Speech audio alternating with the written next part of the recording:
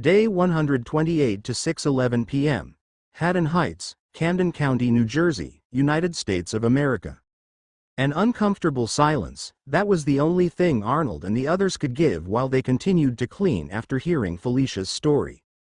None of them expected such kind of story from a lively and caring woman. It was also no wonder why she hesitated in telling her story. This time was not the first time that someone asked Felicia about her past. However, every time that the topic came out, she would only reply about being an employee in the casino. And none of them expected that it was that kind of employee. Furthermore, she was not working there because she wanted to or desperate for money. They forced her to work with a debt that she did not even make. Outside the house at the front yard, Mark and May sat at the stairs while guarding the place against the wandering infected. With their heightened senses, they could hear the whole story that Felicia told in the living room. It was such a sad story and was horrifying in a sense. Still, some things did not make sense. "Mayor, what do you think?" Mark asked as May seemed to have some opinion. Usually, she would ignore the stories of other people she was not interested in. But as someone who was used by her family as a tool to expand their business, she could relate somehow. A woman that was being forced by the circumstances and could not do anything to stop it or retaliate. In that sense, both of them were the same. And it was also the same that both their circumstances ended when the outbreak started. Gerger, May turned to Mark. "I don't think that it is possible to amass such a large amount of debt from a casino." "I also think the same," Mark agreed. "It can only happen if the person had some position in society, or at least, had a good background. From Felicia's story, it doesn't seem to be the case.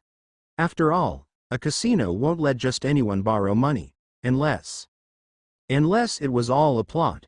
May continued what Mark wanted to say. A plot. That was not impossible to happen, and the one that most likely happened was that the debt was all a lie. Felicia's appearance may not be on par with May, but surely someone at the level of international beauty pageant contestants. It seemed that she had taken care of it since she was young. That very same reason, however, could get the attention of lawless people. Especially since she was living with no one but her ungrateful boyfriend. And the worst thing that could have happened was that Felicia's boyfriend only did not have that debt but actually sold her to the casino. "Should we tell her?" May asked. "Better not," Mark shrugged. "Her past is already a heavy burden, we shouldn't more load to it. Besides, she's definitely going with us back home. There, she can start anew with Morgan." Hearing that, May smiled. Like her, Felicia definitely deserved a new beginning. ******. The night was rather uneventful. Cleaning the house enough to be slept in, they had had dinner and slept early. While cooking, however, Arnold and the others that were free dug a hole in the backyard by Felicia's request. It was to bury the remains of her neighbor that their family was close with. After eating, Mark and May slept in the vehicle while the others slept inside the house. The house was not that big for everyone to sleep inside. Furthermore, there was no extra room for the queen type to be confined, and it would be unnerving for anyone to sleep with a high-level infected around. Furthermore, even with its intelligence, the queen type did not need to sleep like the other infected. It was just Mark could put her to sleep like how he did with Jeanette. Her sleeping time was not long either and would wake up with the slightest disturbance. Morning came, and Felicia was able to experience something nostalgic. It was to wake up in the house where she grew up with her family. Unfortunately, none of them were around for her to greet a good morning. Except for the children, everyone woke up rather early. No one could tell the reason why. Well, Mark, who could, would not say it to them. Hearing Felicia's story last night made them want to do something for her. It was not that she shared her story to gain sympathy. In fact, she was not expecting anything at all. Nevertheless, they just felt like doing it. They were going to search for her family today. That was why they wanted to set off as early as possible. Well, once they went out of the house to see Mark and May, they were stupefied. There was a large number of corpses outside the vehicle, particularly in front of the passenger door. Since the window was clear, they could see that Mark was already awake. He was not moving, though, as May was clinging to his left arm and leaning on his shoulder, still asleep. There was nothing to say about it. It was because there was a lot of infected wandering the area. Since Mark and May were both psychics, they were more prone to attract the infected despite not being seen. Thus, for the whole night, Mark had to wake up every now and then. He had to deal with the infected knocking at the door of the vehicle. And he had to do it without waking up May. They ate a light breakfast and immediately proceeded in preparing to depart. Felicia securely locked their house. Mark even gave her a lock he made to secure the doors. As they boarded the vehicle, Felicia kept staring at the house they just left. She wanted to keep a good memory of the house one last time. Until they turned onto the corner and the house was nowhere in sight anymore. That was when she turned her head to the front. Their next destination was about 2 miles away from the house of Felicia's parents, the Audubon High School. The contents of the letter were too vague due to being burned. That was why they could only bet on this one as it was the closest. It was because, just beside the high school building, there was a YALE school. Both schools seemed to be on the same campus. It was just 2 miles, which should only take more or less than 5 minutes to travel. However, after 20 minutes, they barely passed midway the distance. The road was quite wide with its 4 lanes. However, it was not wide enough for the abandoned cars, the infected, and some barricades left abandoned along the way. Their advance had slowed down because of such annoying obstacles. After looking at the barricades, the rolled barbed wires appeared to be very similar to that military commonly deployed along the roads. Since the military evacuation was written in the letter, it was very likely that it was left by the soldiers and had no time to dismantle. As they got closer to their destination, the more barricades blocked the road. There was enough space for vehicles to pass through. However, it needed the car to drive around the small spaces around the barricades. That was not something easy to do, especially since they were driving a large vehicle. Well, unless they ran over the barricades. It was something reckless to do, though. Then, along the way, bang, rat-a-tat-a-tat, sounds of gunshots suddenly echoed. Everyone in the vehicle flinched, and Otis could not help but slam on the brakes due to his surprise. Nevertheless, they were not the ones being shot at. If they were, they would start hearing metallic sounds hitting the vehicle. Furthermore, the gunshots sounded distant. And the direction the gunshots were coming from was the same direction they were going to. That gave Felicia some hope. If there were gunshots, there were people. There was also the chance that the gunshots came from the soldiers. "Otis, speed up," Mark said, and Otis immediately complied. Of course, there was no way for them to reach the same speed they had in the expressway. As they came closer to their destination, they started to notice something. The gunshots did not cease. At first, they thought that the school was being attacked by the infected. When they got closer, however, they noticed that the gunshots came from opposite sides. Mark closed his eyes, extending his senses towards the direction the gunshots were coming from. At first, he could not sense anything as they were still far away. When they got close enough, Mark found out the situation immediately. The school was definitely under attack. Not by the infected, however, but humans. This is the 3rd group already. Mark sighed. Since they left Atlantic City, they already encountered 2 bandit groups. From what it looked like, they were going to meet the 3rd group. "Otis, stop at the corner and hide the vehicle a bit. I'm going to check the situation first." Mark then turned to May and patted her head. "I'll leave the protection to you again." No problems." May smiled. After the vehicle stopped at a hidden corner, Mark jumped out and flew up. There was no other best place to see the situation aside from the sky. Mark used his shadow mist movement to obscure his flight and landed at the rooftop of the nearest building inside the school campus. Sure enough, a battle between 2 opposing groups was happening. Inside the school, the group was a mix of people wearing military uniforms and civilian clothing. Outside, the group was wearing some punk-style clothes with most of their members had piercings, mostly on their noses and ears.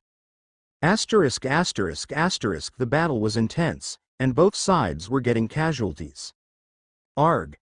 A painful shout was heard as another man from the military was shot on his arm. With a clatter, his assault rifle fell to the ground.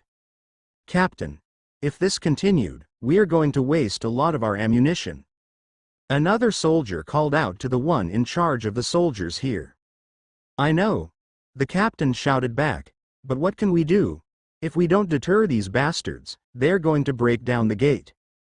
"Just give up, Captain Morrison," a shout came from the enemies outside the school. "This place will be under us starting today. There is nothing you can do." Looking at the lineup outside, it seemed that they prepared thoroughly in order to capture the school. "You bastards! Not only your group always obstructs our scavenging groups. Now, you want to destroy our only place to stay." "Who said that we will destroy it?" The person leading the attackers snickered. "We will not destroy it. All of you will serve us instead. Well, at least, those who will survive, ha ha ha." With an insane laugh, the leader of the attackers transformed. His thin body became covered with black bone armor. His nails became claws, and 2 bone blades grew at the sides of his forearms. Mark watched the transformation unfold. A level 2 mutator. That was what Mark thought as he felt the aura of the person. It was the same feeling he had when he absorbed the blood infected back in Perpetual Help Medical Center, also the same feeling when he fought that fat guy before he found Hannah. The transformed mutator kicked the ground. His visage vanished as he moved at unprecedented speeds. His body appeared over the walls with a blurry appearance. He then vanished once more with another kick to propel his body forwards. Due to his speed, the soldiers could not even know where to shoot. The next time he appeared, he already impaled one of the soldiers with his claws. The claws even penetrated the armor that the soldier was wearing. Throwing the dying soldier away, he looked for the next target. The soldiers shot him, but before any bullets could hit, he turned into a blur once more. The next target was an old man. Despite his age, he was holding a gun and was aiding the military in this battle.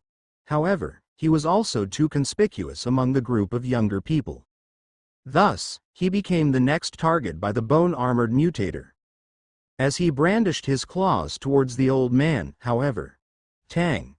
A loud metallic sound echoed as a man covered in black haze suddenly appeared to block his attack with his scythe. "Sorry, but I can't let you kill this one," the man in black haze said as the whole place became silent due to his sudden appearance. Day 129 to 10:23 a.m. Audubon High School, Audubon, Camden County, New Jersey, United States of America. The sudden appearance of an entity covered in black haze and wielding a black scythe caused the people nearby to freeze. It was even more shocking for the mutator whose attack got blocked with ease. None of them were able to tell where the entity came from. The entity just appeared out of nowhere to block the lethal attack that was aimed at the old man. As for the old man, he could only stare in front, wide-eyed.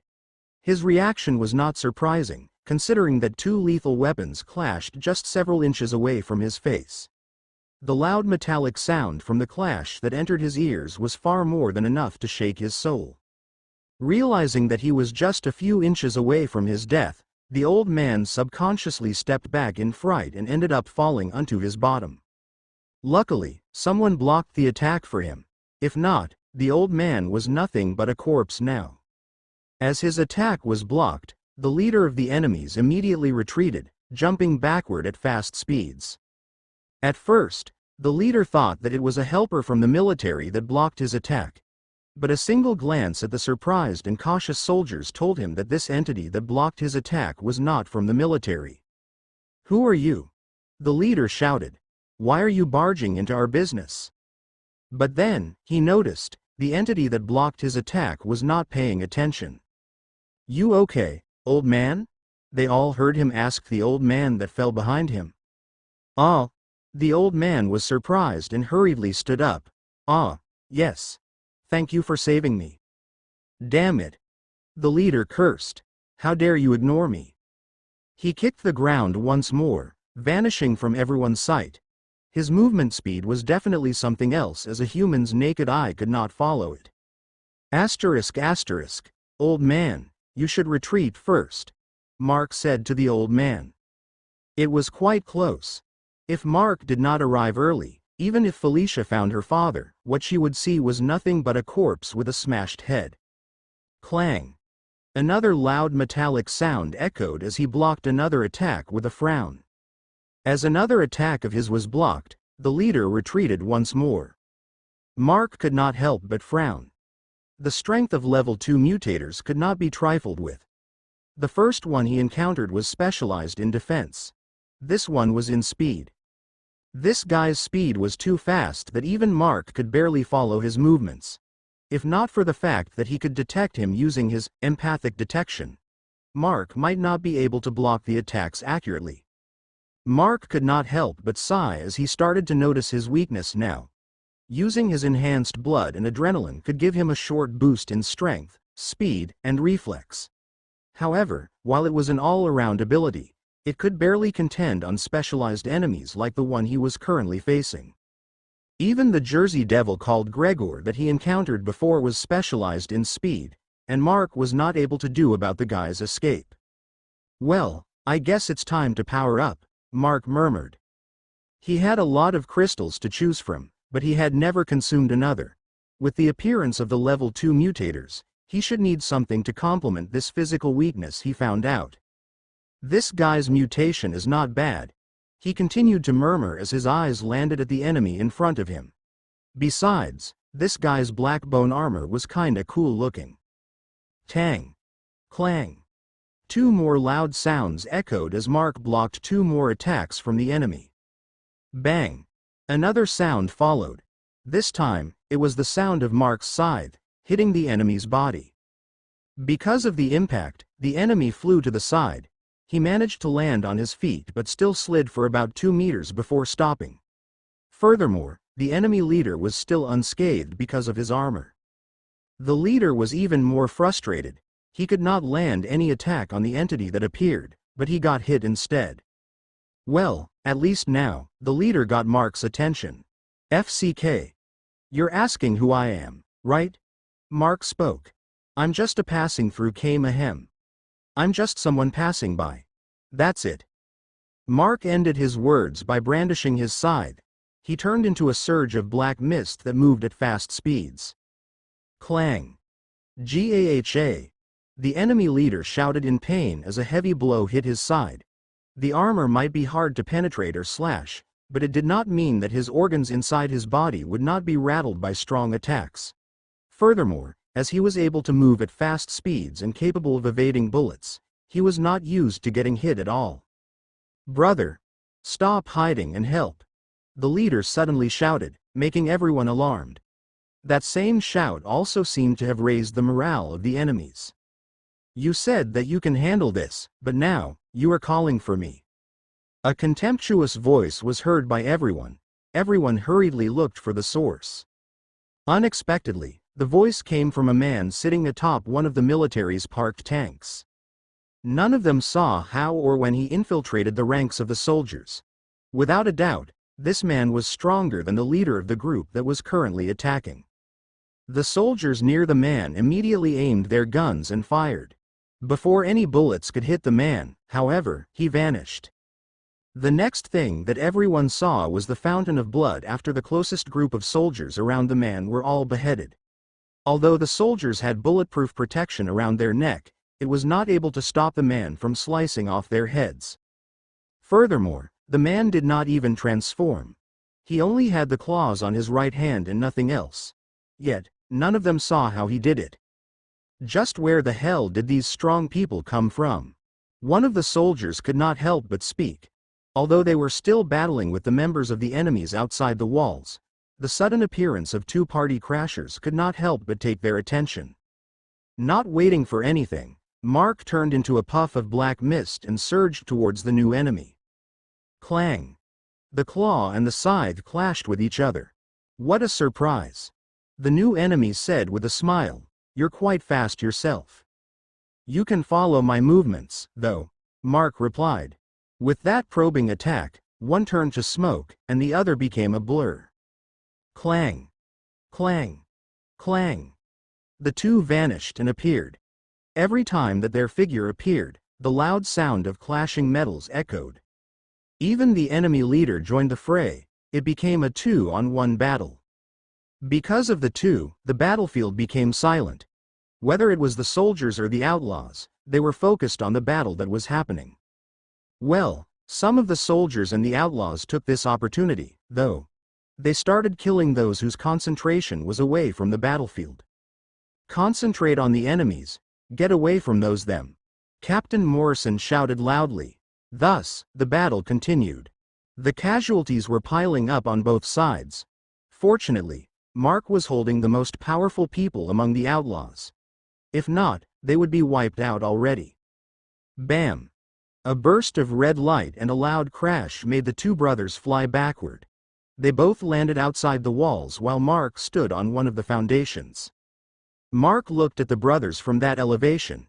It was just a normal stare, but it looked like he was looking down on them.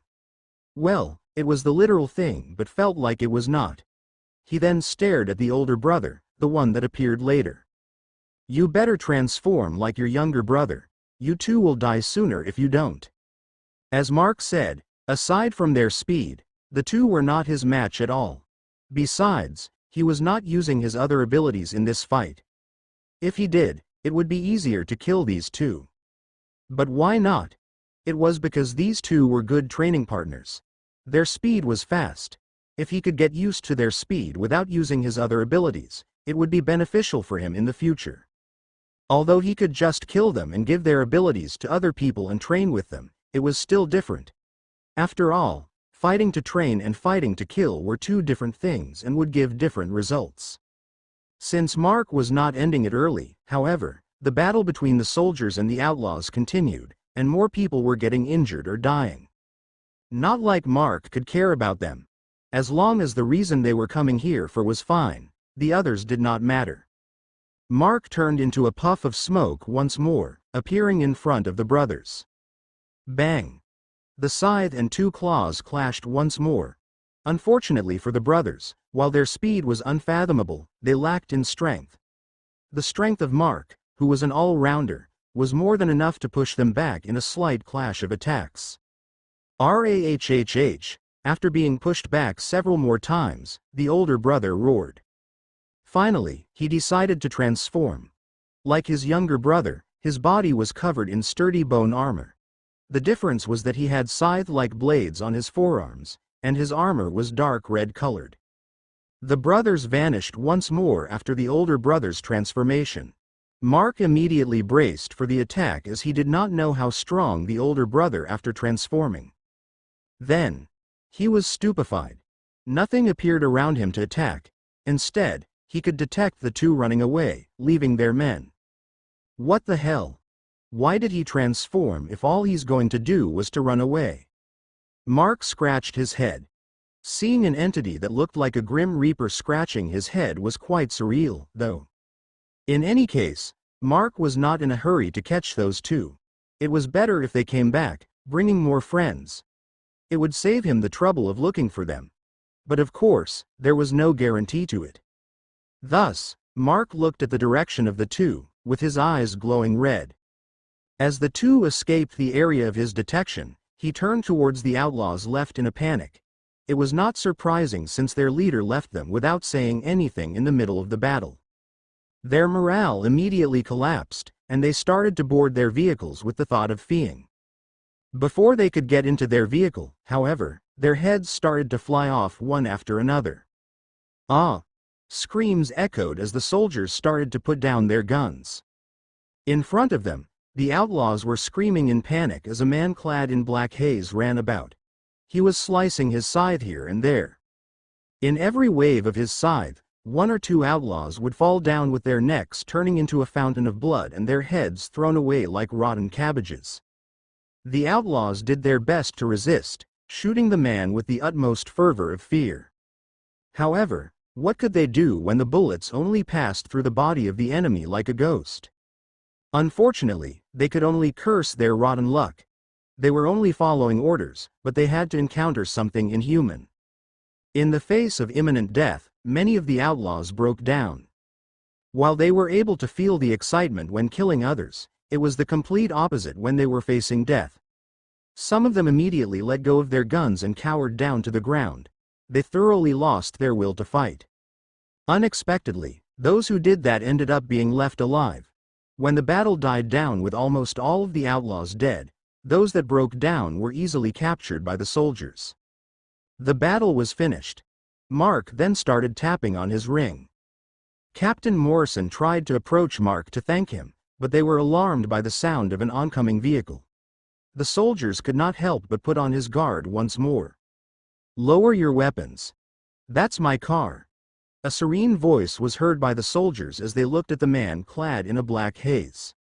Although they were still unsure of the reason why this man appeared here, he was definitely not an enemy. It was easy for him to kill all of them here, but he did nothing to any of them. Thus, hearing that it was his vehicle, they could only lower their weapons.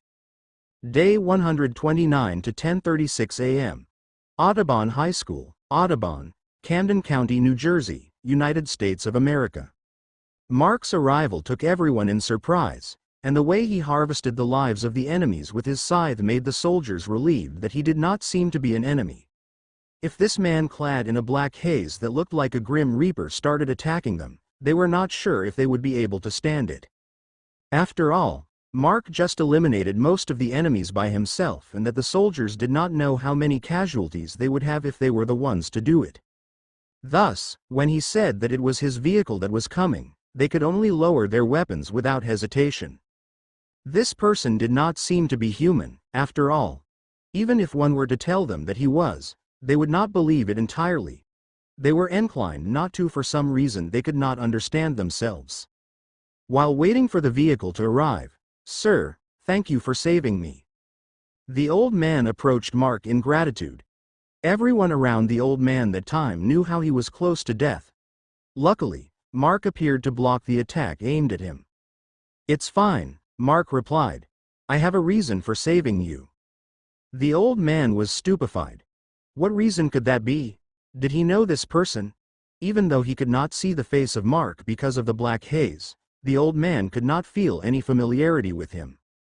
Then, it was Captain Morrison, who approached, with some of his men with higher status in this group. "Sir, thank you for aiding us. May I know your name?" The military captain humbly conveyed his gratitude.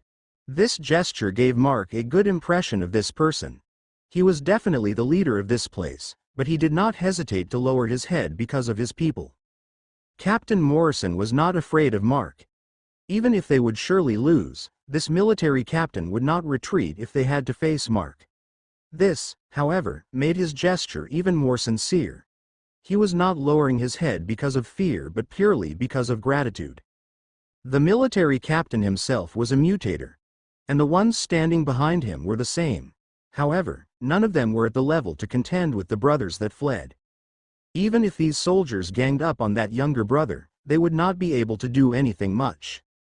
"Call me Mark, just Mark and nothing else," Mark replied with neither overbearing nor servile attitude. This way, he would not look arrogant or someone they could take advantage of, just pure neutrality. "I want to ask, is this all your forces?" Mark asked in a bit of confusion. It would be easy for them to wipe out these soldiers, considering the strength of the attackers. Just the two brothers were enough to assassinate these soldiers and take over the campus. And yet, they were here with a small army of societal garbage, and one of them was lying in wait. It was as if they were wary of something. Captain Morrison seemed to realize why Mark asked that. "We have two small groups out scavenging this time. Our strongest people came with them. It's because these bastards had been attacking our scavenging groups all this time, and we already lost many people." "So, it's all part of a plan, isn't it?" Mark asked once more, and all those that heard him could only agree. Because of the lack of supplies, they had to send as many scavenging groups out as possible. However, most of them got attacked by these same people. They would always demand the things that the scavenging groups collected, and those that tried to resist would get killed. Strangely, as long as it was not a good-looking woman, they would let the others go back.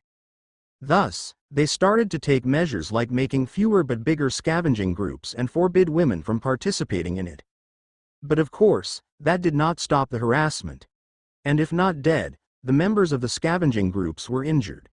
The survivors in this school were getting desperate these past days.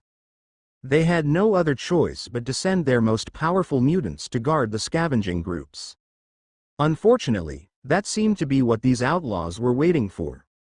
"Seems like you got rats in your camp," Mark said, causing a ruckus among the soldiers. However, what other explanation could they find aside from this? It was like their movements were always known by the enemy, and their countermeasures were rendered useless. "All of you here better not let this out, you hear me?" Captain Morrison spoke towards his soldiers and the other men that participated in this battle that heard what Mark said. Although what he said might be true, it would cause serious trust issues among the military and the survivors once it spread out. There were still around 500 survivors in this school, and although they had not had a new headcount since the battle just finished with casualties, there were still around 150 soldiers. With that number, infighting was not something they would be able to suppress without using force. Once force was used, though, the relationship between the survivors and the military would crumble. They had already considered this angle. However, it was also not suitable to just point fingers without proper investigation, and it was one of the things hard to do after the outbreak. "I want information," Mark suddenly voiced out. "I can help you uproot the weeds if you can give me enough. But it might want some confidential ones." Everyone looked at Mark in surprise. However, Captain Morrison could not help but frown with a sigh. This person. Why would Captain Morrison not notice it? Mark deliberately caused some problems by saying it out loud, and then, he would offer some help for a cost. What a crafty person. Although Mark helped them with the current predicament, he actually caused Captain Morrison some serious trouble. "Don't worry, I'm not forcing to answer now," Mark said as the black haze around his body vanished. His scythe also turned to a gelatinous liquid that entered his body. With the haze disappearing, Mark's face was seen by the soldiers, and he was rather common looking. Who would have thought that a powerful existence like this person actually looked like some henchman from a gang movie? Well, although he looked like that, Captain Morrison and the mutators behind him knew that it had nothing to do with looks. Life was not like just some television drama where every protagonist was good looking. Finally, the vehicle came. Sure enough, the soldiers looked intimidated by the black vehicle with an uncanny style. As they were experienced soldiers, they somewhat knew that this minibus was not any less sturdy compared to their tanks. As the vehicle stopped a few meters away since it was blocked by the dead bodies of the outlaws, Mark spoke to the old man. "Old man, look who's here." The old man was very confused. Unexpectedly, after a few seconds, no one went out of the vehicle. "What the hell are they doing?" Mark could not help but murmur. Any one of them could step out already. However, it seemed that they were urging Felicia to step outside first. It was not like he did not know the reason. Mark sighed and decided to approach the vehicle. The old man was left in place, even more confused. Opening the passenger door in the front seat, Mark spoke inside the vehicle. "If you're not going out, we're going to leave." Felicia stiffened. Her eyes were filled with tears as she saw the old man, but she could not find the courage to step out and face him. "Come on. I'll be right behind you when you go out." Sandy tried to encourage Felicia. "But what if they are still angry with what I did?" "Don't worry. I'll kill him if he is." Everyone stared at Mark wide-eyed. What kind of encouragement was this? But with the looks in his eyes, he did not seem to be joking. "No." Felicia shouted and stood up in reflex. Unfortunately, the car was not something made to stand inside. The roof was low, and she ended up bumping her head. Dizzy by the sudden pain, Felicia tried to hold onto the side of the vehicle. Mark, on the other hand, found that as the best opportunity. Clack. Slide. Mark reached for the knob of the door and slid it open. Felicia, who was reaching for the wall, ended up touching nothing and fell out. She managed not to fall in an unsightly way because of her cat-like reflexes and managed to stay standing. However, she was out of the vehicle now. "Sir, isn't that a bit forceful?" Arnold could not help but say. "It's fine," Mark shrugged. "Look." The vehicle was opened, Felicia stood outside the door, and Mark stood leaning by the front passenger seat. Everyone outside that was watching it unfold was confused, especially when a beautiful woman fell out of the vehicle because of Mark. The old man, however, stood stunned. The beautiful woman looked very familiar. Then, the woman raised her head, staring at him with surprise. Seeing that face, the old man's body shook. "Licia," the old man murmured. The old man then started walking towards Felicia, not minding that he was stepping on the blood of the outlaws that Mark had killed. In every shaky step he took, the blood on the ground splashed. But it did not matter. "Licia, is that you?" the old man uttered with a shaky voice as he approached. Felicia could not do or say anything. She was utterly shocked at what Mark did. Her mind was blank as she faced her father. As the old man got closer, he became more and more sure. The beautiful face that looked like a copy of her mother when she was younger. The woman that stood in front of him was definitely his daughter. "Licia, you're Felicia, right?" When Felicia came to, her father was already holding her on her shoulders. Seeing that face that wrinkled due to age and the blonde hair that already turned white, Felicia realized how much time she lost because of her wrong decisions in the past. "Dad," Felicia uttered as tears overflowed from her eyes. "My daughter." The old man could not hold himself as he heard Felicia call him dad. He immediately embraced the daughter he had not seen in years with an outburst of emotions. They did not know what happened to her after she left their side. When the outbreak came, their chances of seeing her once more had gone down to zero. However, she was here, in his embrace, alive. Only the heavens knew how happy the old man was. They might have some scuffles and regrets in the past, but now, it did not matter. What mattered was that they were both alive and met once more. This time, even if the world was to be destroyed, they would not leave each other's side. Inside the vehicle, Sandy and the others also had tears on their eyes. They were happy that Felicia was able to reunite with her father, and it seemed that what happened in the past did not matter anymore. Sniff. A loud sniff was heard. They could not help but turn to Ernst. That was their reaction after seeing the snot that re-entered his nose. "What are you, a kid?" Arnold shouted as he was just beside the disgusting guy. "What? Is it bad to be moved by this?" Ernst complained, closing in towards Arnold. "F***ck off. Get away from me. Don't wipe your nose with my clothes." Laughter echoed from the vehicle because of that. Even Felicia and her father, who was crying just now, could not help but let out giggles. Mark and May, at the side, looked at each other with a smile. "It's a good reunion, isn't it?" May said. There was a trace of enviousness in her voice. Mark patted her head. If he could, he would try to erase her envy. However, it could never happen as May was born from a **tty father. There was no way to change that by force. Day 129 to 10:45 a.m. Audubon High School, Audubon, Camden County, New Jersey, United States of America. The dramatic part of the reunion between Felicia and her father was cut short because of Ernst and Arnold's antics. It was a good thing, however, as a reunion was better with laughter than tears. "Can we enter?" Mark turned to Captain Morrison to ask. "Of course, there's no problem."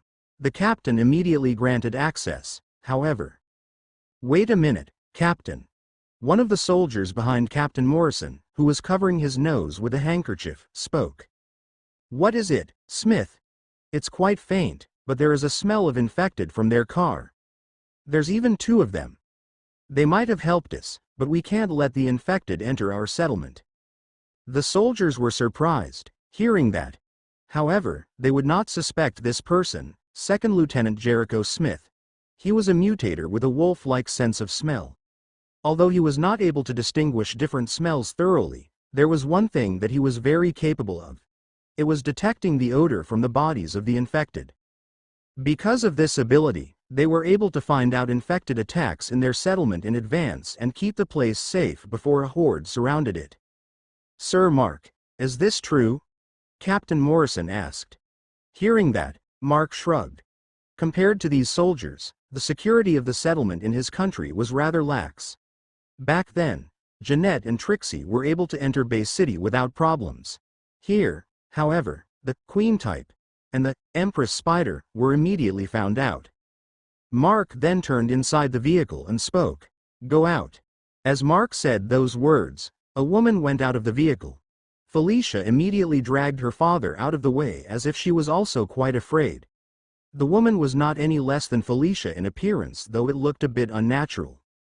Before anyone could feel envious of Mark, having beautiful girls in his vehicle, they noticed the huge spider that was latched onto the woman's head. "Sir, it's positive. That woman is infected, and that spider on the back of her head. Those two are what I have been smelling from their vehicle." Second Lieutenant Smith spoke in confirmation, although his voice was a bit confused. His words immediately led the soldiers to point their guns at her. Fortunately, these soldiers seemed to be properly disciplined. They did not shoot immediately and was waiting for orders from Captain Morrison first. Still, they had some questions regarding this infected. The infected woman was obviously not restrained in any way, and yet, she was not behaving aggressively. And rather, there was a look of confusion in her face, seeing too many guns pointed at her. That was right, a look of confusion. The infected were never witnessed to show any kind of emotion aside from anger and hunger. Yet, this infected woman was clearly showing something that she should not be able to. Mark looked at the soldiers. He did not look troubled at all. If any of them shot the Queen type, he could immediately take her away. And the look of utter confusion on the faces of these informed soldiers was quite funny to look at. "Want any of that?" Mark suddenly spoke to the infected woman and pointed at the dead bodies of the outlaws still left on the ground. The soldiers began to think that Mark was crazy, talking to an infected, but then, to their shock, the infected woman shook her head. "Smith, are you really sure that she's infected?" Captain Morrison asked for confirmation. "I'm 100% sure, Captain. That woman smelled like an infected that turned for months already. She's not someone bitten just recently."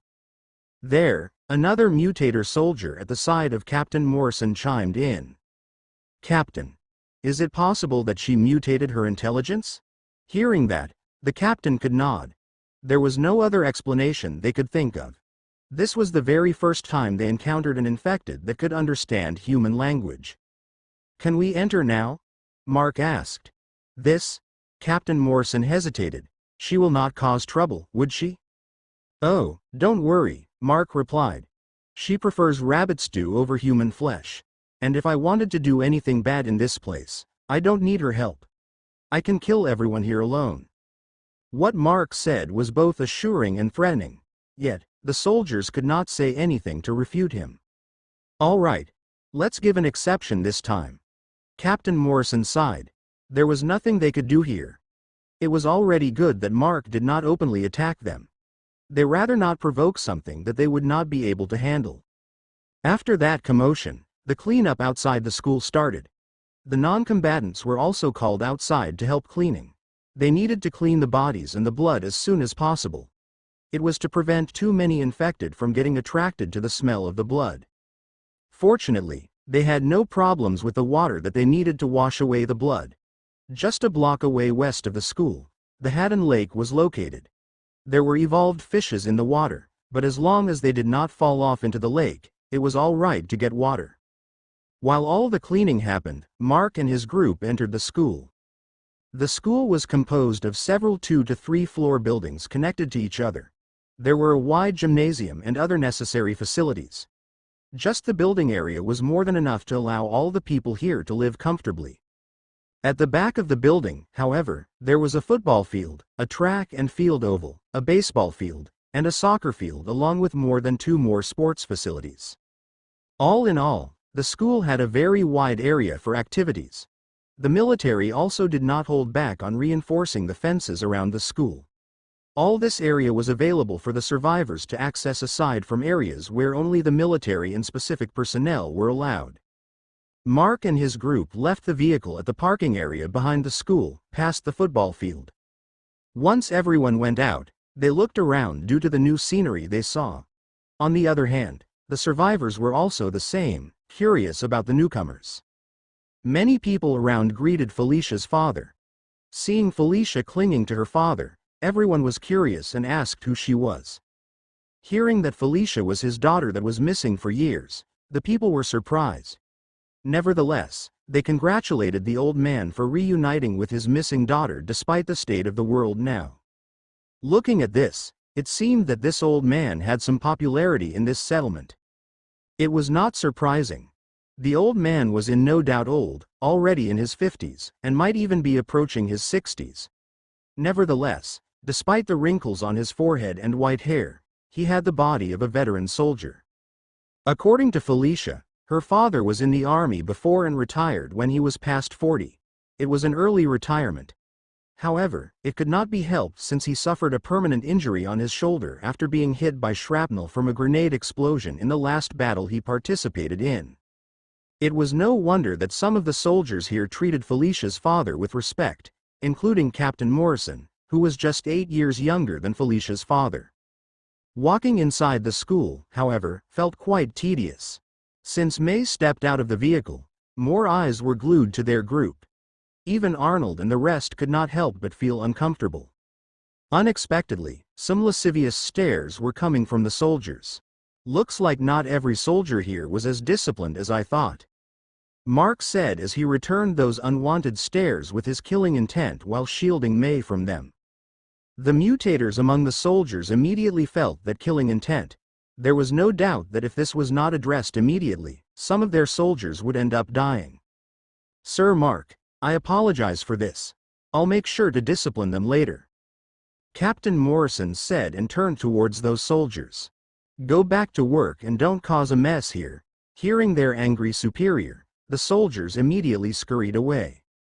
Mark's killing intent vanished when the unscrupulous soldiers left. If this captain of theirs did not make a move, their heads might have gone flying already. They were young soldiers. Please don't mind them. Captain Morrison followed up as he led Mark's group into the school building. Dad, where's Mom? Are Roan and Elise here too? Felicia asked her father. Hearing the question, Felicia's father sighed with a smile. We survived, fortunately. Your brother is in the scavenging group this time. Elise and your mom are here. But your mom, sigh. Did something happen to Mom? Felicia asked worriedly. It's better to see it. Since their primary goal here was Felicia's family, thus, they all went to go see them first. Soon, they arrived in a large room on the 3rd floor. It seemed to be an office before the outbreak, but now, it was turned into a ward for non-serious injuries. In one of the beds, an old woman was sitting on her bed, while talking to a girl in her early 20s. The old woman really looked like Felicia, albeit older. There seemed to be no visible injuries on her, but when their eyes landed on the blanket covering her lower body, they immediately found the issue. Her left leg, from her knee below, was missing. Since there were people that entered the room, everyone inside the room had their attention at the door. It was the same for the old woman, and she immediately saw her husband. Dear, you returned. Are you? Al. It seemed that she was really worried since her husband participated in the battle earlier. She was about to ask if he was all right, but she did not manage to finish her words as her eyes fell on the woman clinging to her husband. Of course, there was no jealousy or anger. The old woman was purely shocked when she saw the woman who was already teary after seeing her. There was no need to ask anything. Tears flowed from the old woman's eyes. Letting go of her father's arm, Felicia approached the old woman. Mom. Licia, my daughter. Come here. With that cue, Felicia and her mother shared a warm embrace. I'm sorry I didn't listen to you back then, Felicia said as her tears drenched her mother's clothes. No, Felicia's mother shook her head. Thank you for staying alive and meeting us now. Felicia had been forgiven long ago. Her parents only wanted to see her alive once more. At the side, the younger woman stared at what was happening, wide-eyed. She was shocked by the sudden event happening before her. "Why you?" the woman stuttered. "Elise, aren't you going to greet your sister?" Their father spoke, making Elise realize what was happening. "Felicia?" Elise stood up. She looked strange as her body was shivering. "Well, it's not good," Mark murmured, making everyone around him feel confused. "Elise."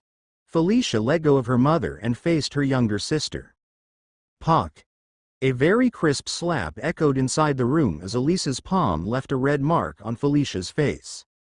Everyone was stunned at the sudden development. They now understood why Mark said those words. Seeing her long-lost sister, Elise was overflowing with emotions. It was all anger, though. Elise was also teary-eyed, though her eyes were flaming with hate as she looked at Felicia, who was stunned after receiving her younger sister's slap. Then, as if Elise snapped from her emotions, her eyes suddenly turned to normal. She looked at her palm that turned red because of how strong her slap was. Realizing what she had done, she wanted to flee. She looked at the door. It was blocked by what seemed to be her sister's companions.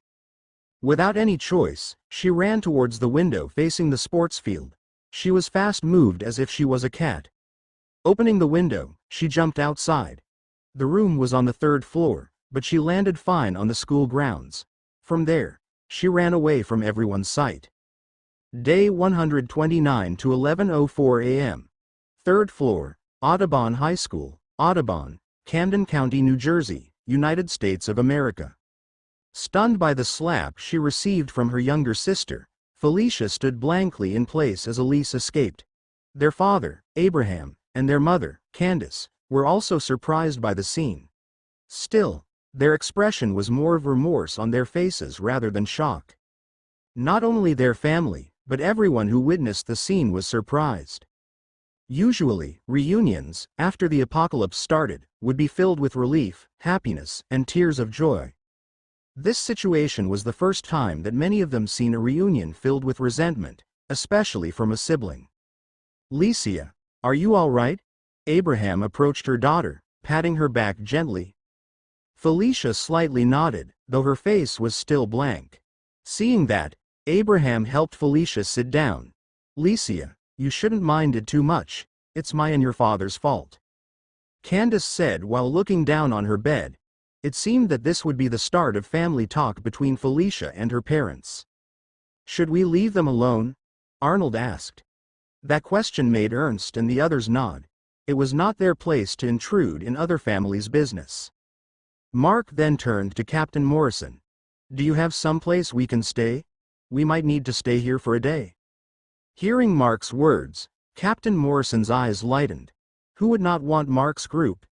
Even if it was just one day, it's still a day of the settlement's safety was being guaranteed. Furthermore, with what happened earlier, there was a high chance that the outlaws would return to take revenge and for other dangers to come. "We still have a lot of rooms unused. We can prepare one immediately for your group. Then, please guide them to where they can wait for a while." Mark then turned to Arthur and Otis. "Get Morgan out of the vehicle, also keep an eye on her." Mark handed the chains that restrained the queen type behind him that had been gathering a lot of attention since earlier for having a large spider accessory on her head. "How about you, Sir Mark?" Arnold could not help but ask as he received the chains. "We'll stay here a bit."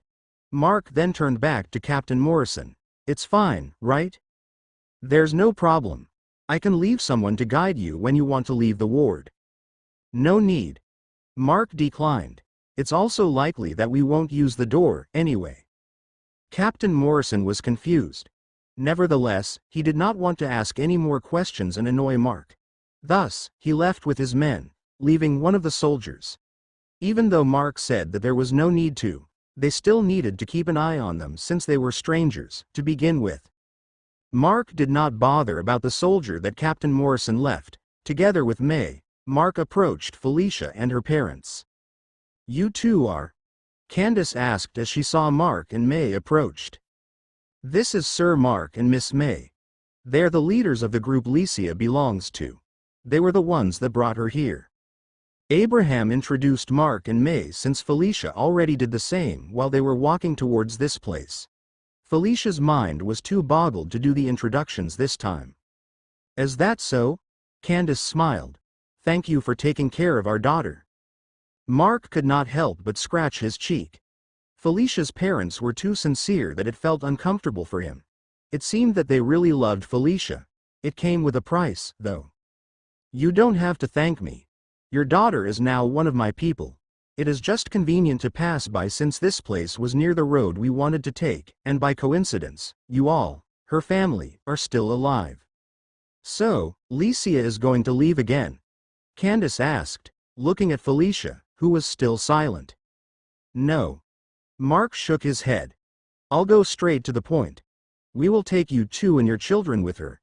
We will bring you somewhere safer than this place. That's... Felicia's parents looked at each other. Of course, they would hesitate. Can we think about this first? Abraham said. Unexpectedly, Mark shook his head. I'm not asking you.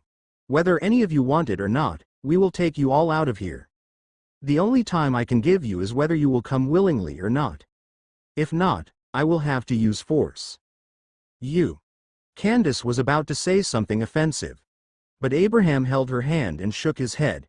He could tell that Mark was only being nice was because they were Felicia's parents. Why are you going this far to do that? Abraham asked. I already said. Felicia is already one of my people. I give my people the best as long as it is possible. Keeping her family around her would be the best for her, right? So, you want to keep us around so that my daughter won't leave you? What? Mark was confused. Do you want to keep our daughter as your woman? That is why you want to keep us? Mark was flabbergasted. Did he really look like that kind of person? Mark scratched his head, making him see his reflection on the window. Forget it, he really looked like one. Unexpectedly, May, who was silent until now, stepped forward and spoke. Pardon me for interrupting, but please. Felicia already has someone else in her heart, and my husband won't be interested in humans. Mark was surprised, though he liked the sound of that. He patted May's head. Yep. I'm not interested in Felicia as a woman, so don't worry. Look at my wife. If your daughter can surpass her beauty, then I might put her in my eye. TCH. A lot of clicking tongues were heard inside the room, along with envious killing intent. There were more men than women in this room, after all. Most of them were injured soldiers that were single. Both Abraham and Candace choked. What kind of reasoning was that? Furthermore, what did May just said? Not interested in humans. Were they not humans? Felicia's parents were speechless. What the hell am I doing? Mark scratched his head. In any case, don't worry. If you really want a reason, it's because of your daughter's current sweetheart. Hearing that, Abraham and Candace turned to their daughter once more. Nevertheless, it seemed that she never heard anything or noticed what was happening around her. She's too shaken, isn't she? Mark spoke as he reached his hand towards Felicia's head. Then, her parents saw his hand glow with white milky light. What are you? Abraham was stunned. Don't worry, I'm just calming her down. You won't be able to talk if she's like this. It did not take long, and Mark removed his hand. Huh? Ow. Felicia snapped out of her trance. The first thing she felt was the pain on her cheek. Did you calm down now? Felicia heard Mark's voice. She looked up and nodded. Although she could not understand what happened after her younger sister slapped her, she was calm now after feeling that comfortable sensation on her body. Well then, you should talk about things first, Mark said as he led May away, leaving the three. But then, he suddenly turned his head back at them. By the way, should I pick up that other daughter of yours? Mark asked Abraham. What do you mean? Nothing much. That brat just ran off out of the school grounds. I don't know her abilities, so I'm just asking if there's a need to pick her up. Felicia's parents were stunned, especially Abraham. With what happened earlier, it was very dangerous to leave the school grounds. Not only the enemies might have sent people to keep a lookout on the school, but there would be infected that would be attracted to the smell of blood. And that was the most dangerous part. The area around the school was devoid of infected due to the soldiers eliminating them constantly. That was why the infected that would be attracted to the smell of blood would come from other areas. And the first ones to arrive were those with stronger and faster mutations. Even the soldiers sometimes struggled to deal with them. "See, can you please bring her back?" Abraham was in a panic. "I'll go." Felicia stood up to volunteer. "You better not." Mark looked at Felicia. "You are the reason why she left. She might run away again after she sees you." Hearing that, Felicia could only sit back down slowly. Mark was right. It would not do any good if she was the one to go. "All right, we'll bring her back," Mark said as both he and May nodded at each other. The two of them then ran towards the same window that Ellis went through and jumped out. Everyone in the room was surprised. The soldier that Captain Morrison hurriedly ran towards the window as he should be keeping an eye on the two. Peering through the window, the soldier was stunned. It was the same for those that followed suit in curiosity. The only thing they saw was Mark and May sprouting wings on their backs and flying away. What in the world? Who knows who murmured that? But that was the only thing all of the people that saw the scene had in their minds. It seemed to be the first time for them to see mutators capable of flight. Mark and May flew across the sports fields, causing many people to witness them. Fortunately, May's appearance was kinda hard to forget, and many of the people that saw them before recognized her. The soldiers that participated in the fight earlier also recognized Mark. "It's the first time." Mark suddenly spoke as they flew, making May look at him. "You called me your husband just now, right?" Mark teased. Obviously, May's face turned red. "You're starting to get more possessive, aren't you?" he asked. "Sorry." May felt a bit down. Maybe she did something wrong. "Why are you apologizing?" Mark reached for May's hand. "I actually want you to be a bit more selfish. You don't ask me for anything that I don't know what things you will like." Hearing that, May smiled. Her smile was bright and refreshing. "I like anything that Gerger gives me." That smile and reply made Mark smile bitterly. "If you say so. By the way, Gerger." May changed the topic. Why did you stop Felicia's sister earlier?" "You noticed?" "Of course." May nodded. Earlier, when Elise had a burst of emotions after seeing her sister, things were about to get ugly. She was already blinded by hate and anger, and she might have ended up either injuring herself or her sister in the process, an injury in physical, mental, and emotional aspects. With that kind of outburst, that crisp slap was not enough to stop her. Yet, she suddenly snapped out of it and realized what she had done, causing her to escape. No one noticed since it looked natural. However, at that time, Mark's eyes let out a red glow, targeting Elise. "Well, physical injuries can heal with medicine, and scars can be covered. Mental and emotional ones are hard to heal, and there's no medicine for it. Only time can mend it, and time is what we don't have now. It is better if they can sort their problems peacefully." "I didn't think that I will hear that from Gerger." May giggled. I know. Mark shrugged. "Well, they are Felicia's family, so we really can't settle things with violence. We need her to ensure that Morgan will give us his loyalty once he woke up. I don't want to take the ability from someone with talent like him."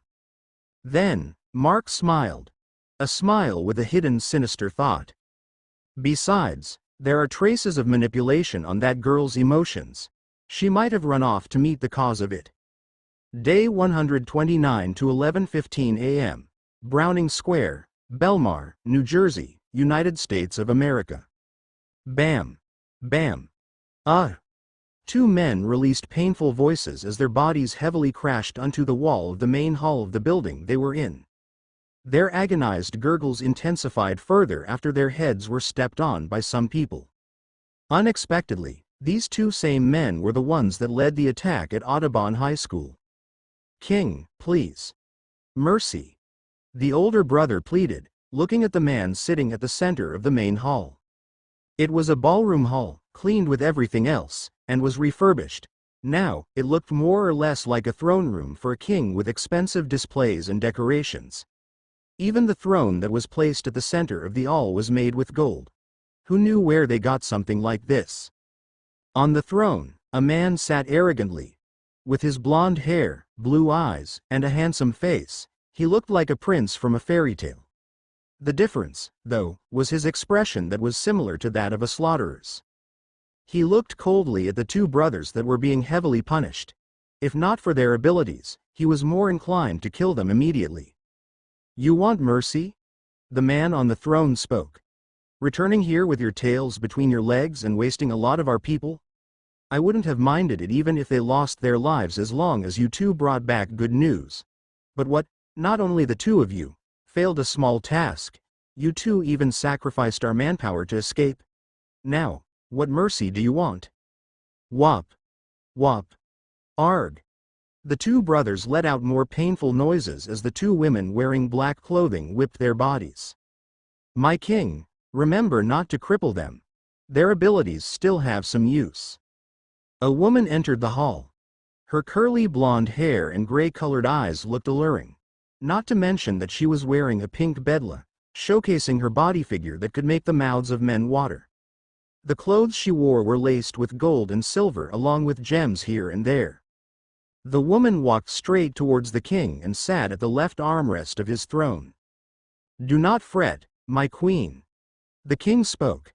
"I don't plan to kill them, but I can't just let this failure alone. They wasted quite a number of our people." "Are they all dead?" the queen asked. "I sent Else to watch over them."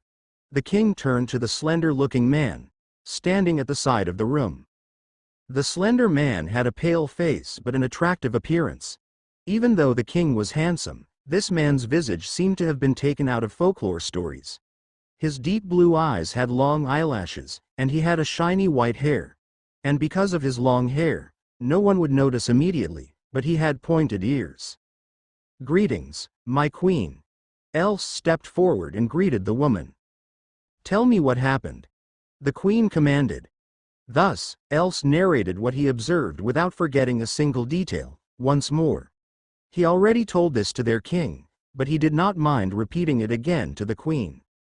"Why did you not help them?" the queen asked Else, pointing at the two brothers sprawled at the floor. "My queen. My king only tasked me to observe, and even if I wanted to, I dare not." "Why not?"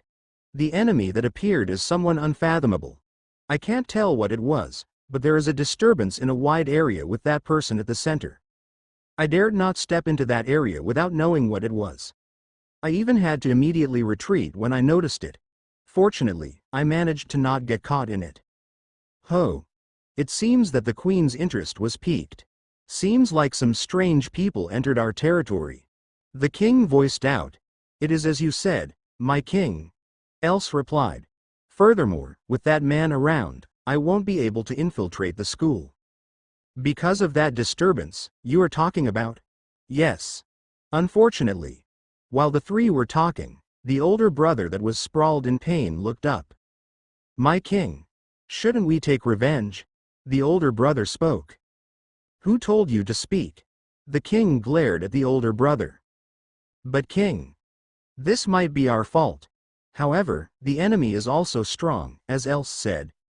The king's reputation is at stake here. If we don't take revenge, what would the others think?" "My brother is right, my king." The younger brother chimed in. "Those soldiers might start thinking highly of themselves if we don't take revenge. They might think that we are already hiding in fear, including you, my king." "Silence!" the king shouted in anger. A strong gust of wind blew inside the enclosed hall, causing the two brothers to fly back and crash onto the wall. From the force of the impact that the two were thrown, they immediately lost consciousness, leaving the cracked walls as they fell down. "You should calm down, my king," the queen alluringly said as she hugged the king's head onto her stomach, letting her ample chest rest on top of his head. The king took a deep breath. He was already riled up by the two brothers' failure, and yet, they had the audacity to talk back. Since when did they have the courage? After regaining his calm, the king turned to Else. "Don't you think that these imbeciles are behaving oddly?" "I also thought the same, my king. Should I check them?" Else replied humbly. Do it. Yes, my king. With that order, Else approached the two unconscious brothers.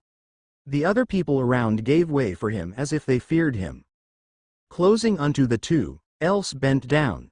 Both his hands touched the heads of the two. No one could see it, but his hands had an invisible force prying into the minds of the two. It took about 5 minutes for each of the two before Else stood up.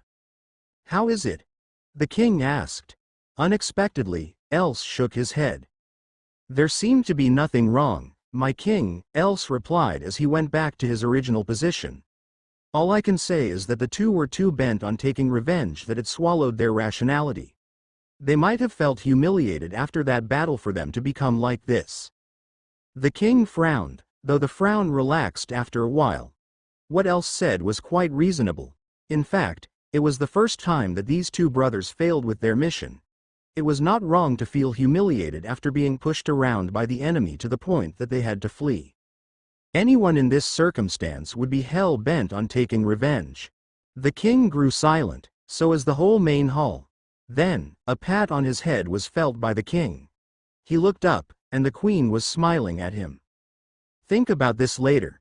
Let's eat lunch first to cool your head. Seeing that lovely and alluring smile, the king nodded. Everyone is dismissed.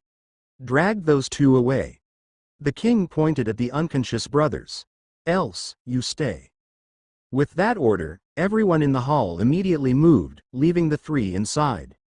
But then, Else suddenly turned his head towards somewhere. What is the matter? The king noticed Else and asked. My king, my queen, can I leave for a bit? Else bowed. It seems my little cat had returned. Is that so? The king nodded slightly. Then go. Return after you finish immediately. Yes, my king. Else bowed once more. This time, his right hand was on his left chest. Then, with a cloud of white mist, Else's body disappeared like a mirage.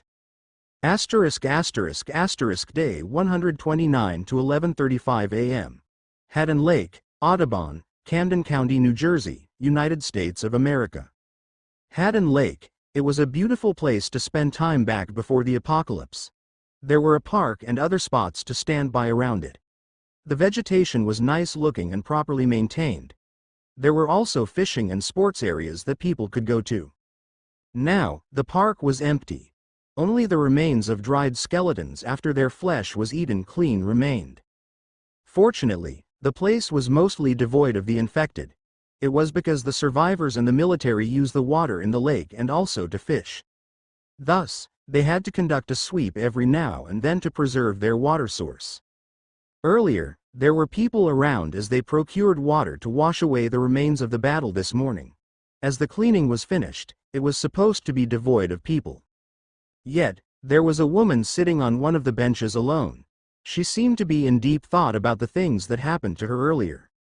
She was no other than Elise, Felicia's younger sister. Well, that was the title she had and hated the most.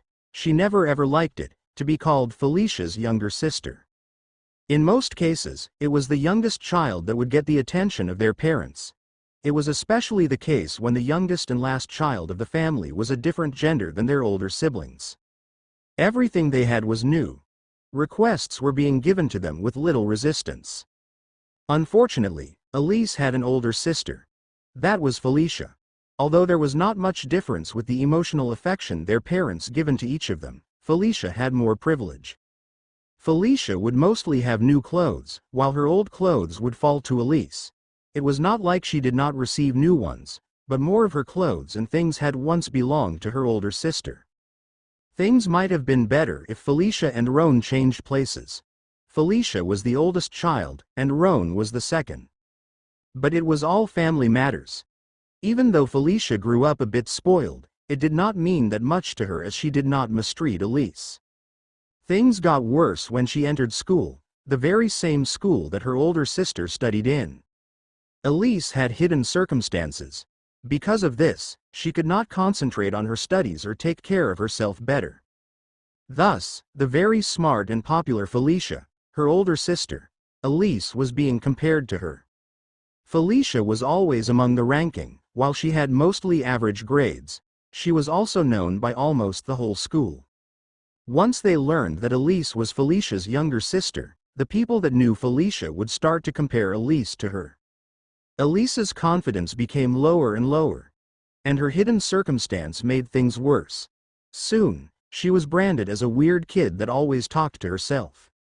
She was never bullied physically, but the emotional damage was just as worse. All of that continued till high school. It was until Felicia vanished from her life. She thought that things would be better, but it became worse as her parents spared no effort in searching for her older sister. Most of the house's budget and her father's retirement benefits were spent on funds for finding her missing sister. It reached the point that they even had to reduce their food expenses. Elise almost dropped out of school. Luckily, their older brother was already working at this point, and he supported her school expenses. Fortunately, it ended after 2 years that her sister was missing. Her life got back on track. Her parents started to treat her better since Felicia, who was hogging everything, was gone. But now, the older sister she despised the most for being the cause of most of her ordeals in life suddenly returned. What other reaction could she make? She did not want to be nothing but Felicia's younger sister once again. Ha ha ha ha ha. Annoying laughter echoed in her ears. It was as if scorning her for her current state. Stop laughing at me, Elise shouted, covering her ears, but the laughter never stopped. Several wisps of light could be seen dancing around her, mocking her. But then, a cloud of mist covered the place, causing the wisps to scurry away in fear. You're here again. What is wrong this time? A gentle voice entered her ears. Elise immediately raised her head. In front of her, a man with a handsome face and green eyes stood. He looked like a human, though he had an ethereal air around him. Else. Elise called out. Day 129 to 1136 Haddon Lake, Audubon, Camden County, New Jersey, United States of America. Elise brightly smiled as she saw the man appear before her. Else, it had been long she met this man. It should be about a few years ago before the outbreak started. Right after Felicia had gone missing and their family was too focused on looking for her older sister. Yes, she knew this man even before the end of the world commenced. He was an irreplaceable existence to Elise. Since Elise was young, she was considered a child with psychiatric problems. When she was a baby, she could be seen glancing around her for no particular reason. It was as if she was looking at something, but her family never saw anything. When she started to walk and talk, the first words she uttered were not mom or dad, but a name none in the family recognized. She was also pointing at somewhere while calling the name, but there was no one there. The only time she stopped calling that name was when she fell unconscious with a very high fever when she was 5. But things have gotten worse as her mood swings started. It was triggered, especially when Elise started to get angry, saying someone or something was laughing at her. And that continued until she met Else. She did not know where he came from. The first time they met was at this very same location. One thing was for sure, though. Every time that Else was around, the voices would go away. Because of that, she started to frequent the lake at almost any free time she could get. It was even more so when she had problems. Else was always there to listen. She knew that he might not be human. At least, he was there, anytime she needed someone to listen to her troubles. Like now, she was troubled about the return of her sister. Yes, Elise hated Felicia because of what happened in the past. But even with that, there was also happiness within since they were still siblings. That should have been able to make her retrain herself. But for some reason, she could not. And Elise ended up slapping her sister at a burst of anger. She could not understand where it stemmed from. At the appearance of Else, Elise narrated what happened before she fled from the school. Is that so? Else said, sitting on the bench beside Elise. Maybe that is your real feelings. You should just let it out, or you will feel more miserable. But Elise hesitated. At that point, Elise did not notice, but there was a sharp glare on Else's eyes as he realized something. My manipulation is broken. Who did it? Else muttered in anger. Did you say something? Elise asked as she heard his muttering voice but did not manage to catch what he was saying. No, nothing, Else replied. Did your sister bring other people with her? Elise tilted her head. Yes? Why? Did any of them feel strange? Else asked once more. I don't know. Elise replied. I only glanced at them, but I think. The man wearing black clothes felt weird for some reason. Is it that guy? Else muttered while touching his chin. Do you know them? Elise asked. No, I don't. But in case, stay away from those people. Elise could not understand why Else said that. However, she could not also think of a reason why she should not follow what he said to her. But then, Else suddenly turned his head towards the direction of the school. TCH. Elise heard him click his tongue for the first time. There, Else waved his hand, as the two of them were enveloped by a thick cloud of mist.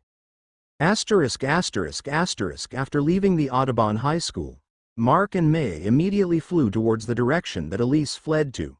She was already out of his detection when they finished talking with Felicia's parents, making the two hurry. Finally, Mark found Elise in the vicinity of Haddon Lake, however. She was not alone. Sensing that, Mark urged May to fly faster. But then, Mark frowned. Elise and whoever the person with her was, suddenly vanished from his detection. Reaching the place, where the two vanished, Mark and May landed. Gerger, there's no one here, May said, looking around. Of course, Mark knew that. But there were people here just a few seconds ago. Just wait a bit, Mark said as he closed his eyes. Concentrating his mind, he tried to feel the surroundings. Then, on the bench where Mark last felt Elise, he could sense traces of magical energy being used. Furthermore, it was not something peaceful but was utterly evil in nature. Another evil spirit. Mark muttered as he opened his eyes. He was frowning deeply. Is she in danger? May asked, sensing Mark's mood. I don't think she is, Mark replied. That Elise is not just a regular person either. For evil spirits, it is better to keep her alive than dead. May was quite confused. Well, anyone that would hear Mark say those words would, since they did not know what he knew. Without explaining anything, Mark took out his phone. He then looked at the lake. Lake. He muttered as he searched the map on his phone. There was a lake in front of them, but Mark did not know what lake it was as they never asked anyone. A lake near Audubon High School. There was nothing else but Haddon Lake. Seeing the name, Mark sinisterly smiled as he remembered something. Let's go. Mark grabbed May's hand and led her to fly off. Gerger, where are we going? May asked, letting Mark lead her without resistance. A place of a curse, Mark said. May could not help but tilt her head. There might be a lot of evil spirits around the world, but not all of them can manifest in a way that they could directly and physically affect people. If an evil spirit is capable of transporting a person, it should be a strong one.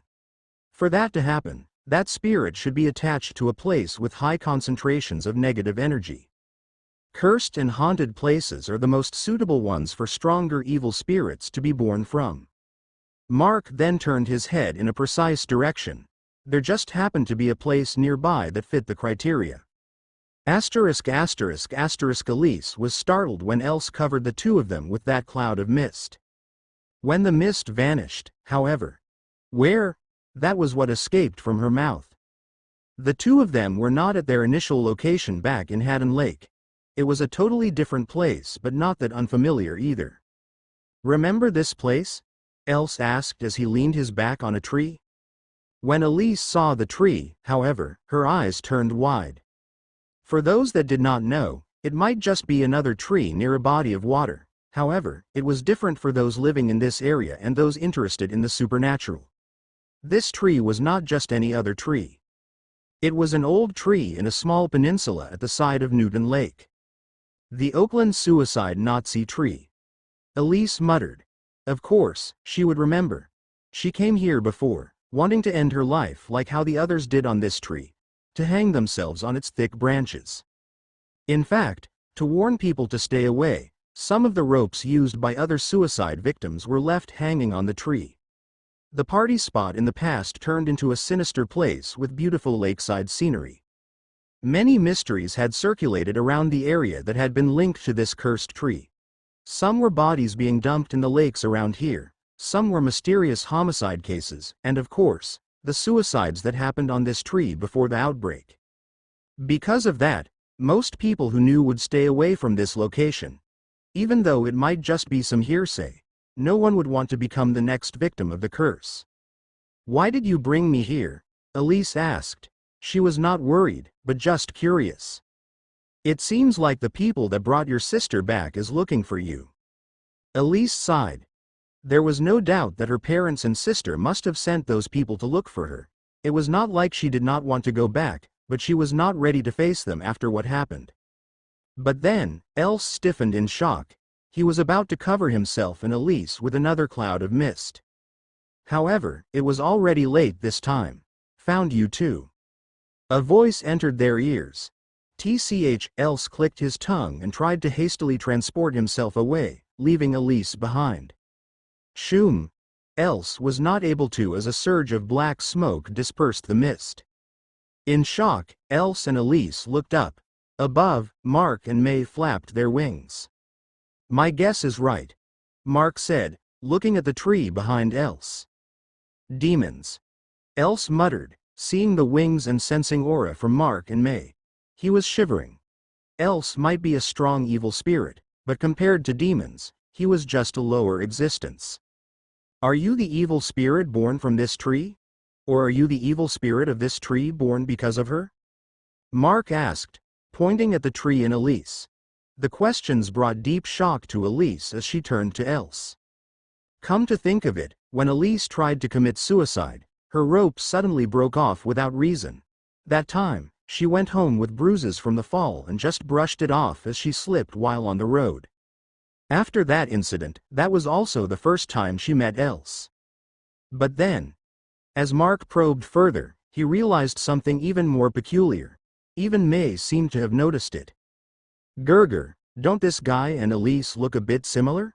That was right, Else and Elise seemed to be the same age and had a bit of resemblance to each other.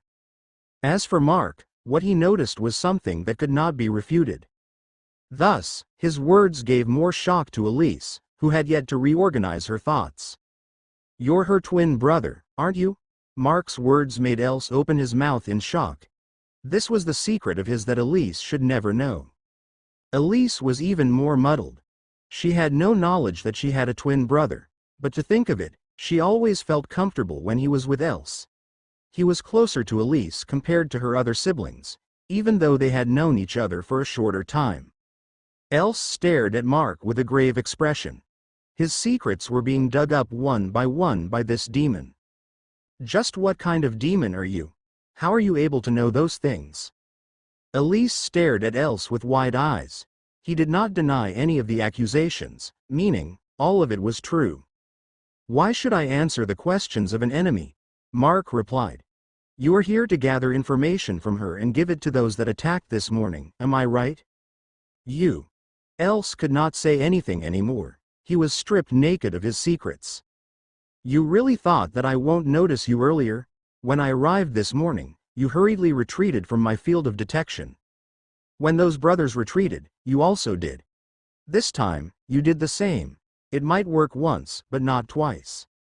"Else, is that true?" Elise suddenly asked, forcing her tears not to fall. Else turned his head away from her. It seemed that he could not look at her straight on her eyes anymore. "Why?" Elise shouted. "Why?" Else shouted back. A surge of black energy enveloped around the surroundings coming from the tree behind them. "It's all because of you." Strong winds blew in the surroundings, pushing Elise back with a strong force. She flew back, almost falling into Newton Lake. Mark and May appeared behind Elise and caught her. They stared in front as the surroundings were enveloped in a dark, sinister aura. Day 129 to 11:59 a.m. Newton Lake, Veterans Memorial Park, Oakland, Camden County, New Jersey, United States of America. It was just a minute before noon, and the sun should be up and shining. Yet, a dark and malicious aura enveloped the surroundings of the Veterans Memorial Park at the side of Newton Lake. Despite how the sun was shining in the clear sky, for some reason, everything was dark. It was not only the brightness of the surroundings but as if the world became devoid of its color. That sensation continued to spread, enveloping not only the whole memorial park but extended for more than 200 meters diameter with the cursed tree at the center. Not knowing the effects of these changes in the surroundings, Mark decided to be cautious. Carrying Elise and pulling May with him, he tried to flee as fast as he could. Unfortunately, despite using the strengthening of his blood, the spread of the dark aura was faster. It was as if the whole area changed in an instant. Mark could only stop at the boundary where the spread ended. It was because there was a misty distortion of space that felt too dangerous to cross. To make sure, Mark let go of May and used the nail of his index finger to touch the boundary. The tip of his nail was cut off as if it was sliced off with a very sharp blade. "We're trapped." Mark frowned. Without any other choice, they faced the direction they fled from. There, they could see the cursed tree growing for about 7 meters in height, enveloping a large area under its shadow and covering the small peninsula with its trunk and roots. In front of the tree, they could see Else, floating like a ghost. However, the aura he had before while he was with Elise was all gone. It was replaced with a menacing sensation that could make anyone that looked into his eyes shiver. An evil spirit born from a cursed object, that was one of the most dangerous things on Earth. Old paintings, dolls, houses, humans, and even a family's bloodline. Many things could become cursed in many different ways. Most of the time, the curse was caused by the resentment that the owner of the object had when they were alive. Some things, it was caused by the anger of a person towards another. Many people dared try to face these things just for fun. While some ended in a boring fake event, some did not end up very well. Despite the existence of these things, most people were skeptical. They believed their religion but did not acknowledge the truth about the creatures being taught by their holy books. As for the most dangerous things about curse objects, it was those that could grow. It was at the expense of many lives and sacrifices. The souls of people that died with the involvement of the curse would be absorbed by the object. With the deaths that were suspected to involve the tree in front of them, it was not surprising that it became this strong. Furthermore, 2 more factors brought the curse to this point. It was the existence of Mutagen and Elise. Else. Elise called out. She might be surprised that the man she shared her troubles to was the spirit of her twin brother. However, they still experienced a good time together. That was something that she would not forget. "Don't bother calling. That thing is not the person you knew he is," Mark said, reprimanding Elise. "What do you know?" Elise shouted. "You are just someone that Felicia brought here, as if you knew anything." Mark turned to Elise with a glare. "I might not know your circumstances, but at least, I know more about that thing in front. Tell me, did you get in contact with that tree before?" "I did." Mark's scary glare surely pushed Elise in a passive stance. "Then, when did you meet that Else for the first time? Before or after you got in contact with the tree?" Mark's voice was rather serene. "If you met him after you got in contact with the tree, then the entire time, you are not speaking with Else but the evil spirit of the tree that swallowed him." The eyes of Elise turned wide while she fell silent. What Mark said shook her to the core as it was the truth. She met Else not long after she tried to hang herself on that same tree. Tears started to appear at the corner of her eyes. What Mark had said had just proven that everything she had in these past years was nothing but lies.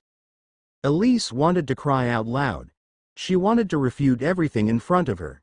However, even if Elise closed her eyes and ears, there was no going back. In the least, she did not want to cry while being carried by a man she did not even know. "Please, put me down." That was all she could request. However, Mark's reply was nothing but a blatant no. Elise could not help but raise her head to look at him. There, she could see him pointing below. When she turned her head to where he was pointing, she could see a lot of infected. However, there was something strange about them. Their eyes were glowing red and were all staring at them that was flying in the air. It was a strange and unsettling scene. Don't think that I'm just carrying you because I want to. The energy being released by that can make any human without proper resistance insane. If I let you go even a second and you got exposed to it, you will become one of those infected. This. Elisa's mind was in turmoil. She could not process everything that was happening right now, and her thoughts started to become chaotic. Suddenly, Mark released a painful voice. Gerger? May was surprised as she suddenly saw Mark's complexion pale. It seemed like his head was in pain. Gritting his teeth, Mark raised his free hand. Hawk. Elise fainted as Mark hit her nape. As soon as Elise lost consciousness, Mark's complexion started to recover. This. May was surprised. It was not hard for her to realize that Mark's sudden pain was connected to Elise. Gerger, what happened? May asked. I'll tell you later, Mark replied. Can you hold her for now? I still have to fight that guy in front. Okay. May nodded and received Elise from Mark. Even the infected are affected. Why are we still fine? May asked, looking at the infected below. We're already demons rather than humans, so that should give us more resistance. Besides, you have your physique, and we are wearing this. Mark then pulled out the trinket he took from the gangster's back on his date with May from his chest. Remember, these protect their wearers from mental attacks. May remembered. She was also wearing hers, but this energy. May spoke, sensing the energy in the surroundings. I know. It's some kind of miasma, the one that affects the consciousness of people. Mark said, knowing what May was pointing to. The energy from the cursed tree was not that different from the miasma that the deity of bloodshed used to control the infected and animals back then. The only difference was that the miasma from the cursed tree could not control those that were affected directly but caused them to attack those that were not. And since in this area, there was only Mark, May, and Elise that was protected from the effects. Thus, all the ones affected were currently looking at them from the ground. Gerger, should we attack now? He's still powering up. May suggested as the tree was still slowly growing. Let's wait until he starts moving, Mark said with a smile. May was quite confused as to why, but then, Mark raised his right hand and slightly moved the bracer covering it. May finally understood why he did not want to take action immediately. The Psi crystal was absorbing the miasma in the surroundings. Its glow was pulsating brightly but was being covered by the bracer that Mark was wearing. ******* Day 129 to 12:02 p.m. Audubon High School, Audubon, Camden County, New Jersey, United States of America. At the same time, the mutators, the infected, and some other people noticed the commotion. With the sudden appearance of abundant energy from the cursed tree, all the infected in the area started rushing towards the location. At Audubon High School, the lookouts were alarmed as they saw a large horde coming towards the direction of the school. But then, they were all flabbergasted when they saw that the infected were just passing by, ignoring the school and everyone ready to fight them. It was while they finally noticed the strange phenomenon happening in the north, about 2 kilometers from the school. They were all alarmed as almost everyone in the school rushed towards the roof to see what was happening. They were all shocked to see the unsettling darkness in that area, along with the towering tree that was even higher than the building they were currently on. What in the world is happening now? Captain Morrison voiced out as he started at the even in front of his eyes. Sir, what are your orders? One of his soldiers asked. At this point, none of them knew what they should do. The only thing they could do was to follow the captain's orders. Gather everyone inside the gymnasium. The captain ordered. We don't know what is happening. It's better to gather everyone in a single area. That way, it will be easier to protect them. Go. Yes, sir. The soldiers saluted and went to fulfill the orders given to them. Inside the third-floor clinic, Felicia and her parents could not see what was happening. However, for some reason, they had an unsettling feeling in their hearts. Everyone was already panicking as if it was the second coming of the end of the world. Nevertheless, the only thing that the old couple wanted was the safe return of their youngest child. Day 129 to 12:03 p.m. Browning Square, Belmar, Camden County, New Jersey, United States of America. Almost everyone in this place was mutators. Thus, they were all standing in high places, peering towards the north. It was not surprising that they were all alarmed. The hair on their napes and arms were all standing up as they felt the sinister energy from miles away. At the roof of the main building, the kind and queen of this place stood. TCH. Seeing what was happening, the queen clicked her tongue, unbefitting of her current role. "Do you know what is happening?" the king asked, seeing the frown on his queen's eyebrows.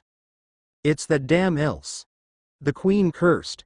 No, something must have happened for him to be too riled up to the point of waking up that tree prematurely. As she said that, the queen turned to the king. "Let's go see what is happening." The queen was surely pissed off. Thus, the king could only shrug his shoulders. "On your lead, my queen," the kind replied. At that moment, the queen transformed. Two curved horns sprouted from above her ears, and a pair of large, bat wings came out of her back. A long red tail grew from her tailbone. It was a tail with a spade-like end.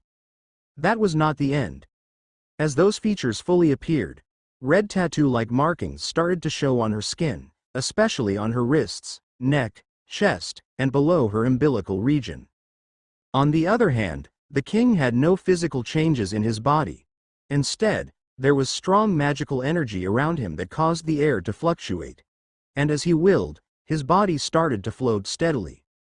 With the preparations ready, the king and queen flew towards the location of the cursed tree. Day 129 to 12:05 p.m. Acme Markets, Haddon Township, Camden County, New Jersey, United States of America. In another location, another group was alarmed by the sudden event. The leader of the group had some worries as he looked at the changing color of the sky. "Everyone, hurry up. We are returning," the leader commanded as their members rushed to their vehicles. As everyone was ready to leave the market, the leader suddenly commanded, "All of you return quickly. I'll check out what is happening." With those words, he jumped into his motorbike and left. Sir Roan. Shouting was the only thing their members could do as their leader rushed away. Day 129 to 12:07 p.m. Newton Lake, Veterans Memorial Park, Oakland, Camden County, New Jersey, United States of America. Chilly air blew despite how the sun was up in the sky. Without a doubt, the whole place around the tree was separated from reality. It was a place where the laws of physics on Earth did not apply. In fact, some of the things on the ground started to float. It was as if the laws of gravity began to weaken. When Mark saw that, he had the urge to make a move. If it continued this way, it would not be surprising if the berserk infected below started lunging at them despite being more than a dozen meters above the ground. However, he could not start the fight immediately. It was because not only the tree and else had a strong surge of energy protecting them, but the psi crystal on his arm was crazily absorbing energy. Mark looked at his left hand. There were already two new marble-sized crystals. In the 6 minutes that this event started, 2 crystals had already been formed. Mark could not just let this opportunity go away. Furthermore, the crystals were different compared to the ones that the psi crystal usually create. The new ones were gray-colored. And for some reason, Mark had the urge to absorb these immediately for some reason he could not understand. No, it was not Mark. It was the miasma in his body that wanted to absorb these crystals. This was one more reason to not start the fight immediately. Unfortunately, it seemed like he did not have much time to do what he wanted. Outside the wall that differentiated reality and space affected by the cursed tree, the infected started to gather in droves. Then, they dived into the wall, trying to enter the place filled with magical energy. Of course, all of them became ground ash that scattered on the ground. Despite that, the infected did not stop, causing more disgusting dust to permeate the air. But it did not stop there. Many of the infected were mutated, and some had mutagen stones inside their heads. The mutagen stones were also destroyed. Unexpectedly, the nail-sized stones did not turn to dust but vanished entirely. In their place, a small amount of neutral energy was released that was immediately swallowed by the miasma from the cursed tree. It caused the negative energy in the surroundings to grow thicker at a faster rate. While Mark observed that, he noticed a familiar emotional fluctuation enter his radar. It was surely not someone he knew but had some connections with some people around him. Soon, the man was in sight. He was agilely jumping from roof to roof, avoiding the infected on the streets. When Mark saw the person, he had some astonishment. It was because, for the first time, he encountered a Level 3. Mark had the inclination to not believe it. Even in Freed's planet, it took 5 years before the first Level 3 psychic appeared. Nevertheless, Mark would not be able to fool himself. Furthermore, considering that Level 3 mutations had already appeared among the infected, a Level 3 mutator was not that far to show themselves. No wonder the group that else was in cahoots could not attack the Audubon school directly despite having strong mutators. But of course, this was not only the factor. The other factor was Elise and Else. If not for the existence of these siblings, the settlement at Audubon High School had already been long gone. Soon, Roan reached the border of the affected area. The first thing he saw was Mark and May. And of course, Elise that was being carried by them. "Who are you? What are you doing to Elise?" Roan shouted as he charged towards the border. But then, he froze as he felt a stinging sensation in his head.